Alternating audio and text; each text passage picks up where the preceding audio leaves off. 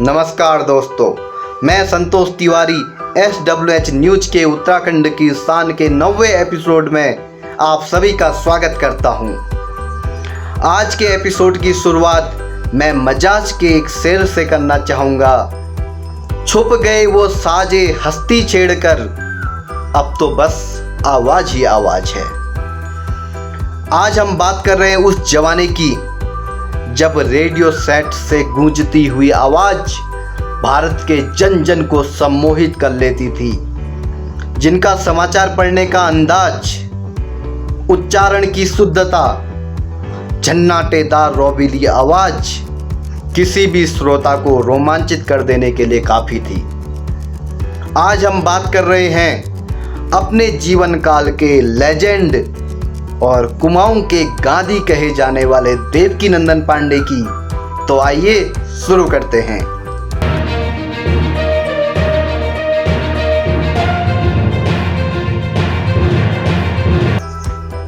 देवकीनंदन पांडे का जन्म कानपुर में हुआ था।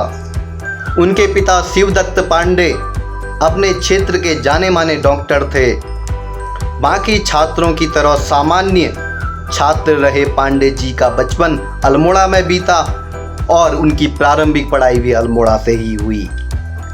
बचपन से ही पांडे जी को किताबें पढ़ने का काफ़ी शौक था। अल्मोड़ा में कई सारे रंगमंचों में पांडे जी ने भूमिका निभाई।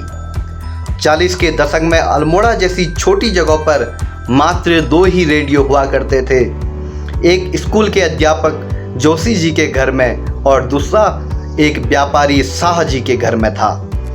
तो इनको समाचार सुनने का इतना शौक था कि ये हर रोज अपना काम छोड़कर समाचार सुनने के लिए आ जाया करते थे। सन 1941 में BA करने के लिए देवकीनंदन इलाहाबाद आ गए थे।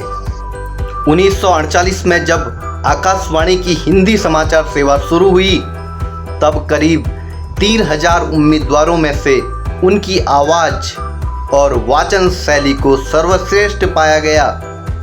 उसके बाद उन्होंने कभी पीछे मुड़कर नहीं देखा।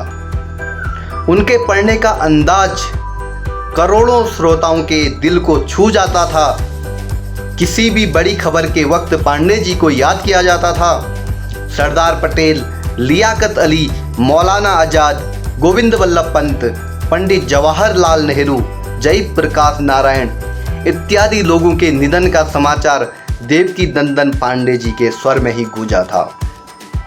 संजय गांधी जी की मौत के समय वे सेवानिवृत्त हो गए थे। उसके बावजूद सिर्फ समाचार सुनाने के लिए वो वापस दिल्ली आए।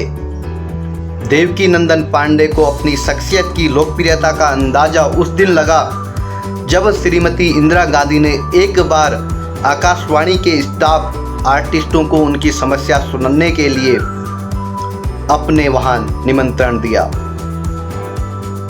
श्रीमती गांधी से जब देवकीनंदन पांडे जी का परिचय करवाया तो उन्होंने मुस्कुराते हुए कहा, अच्छा तो आप हैं अपने देश की न्यूज वॉइस।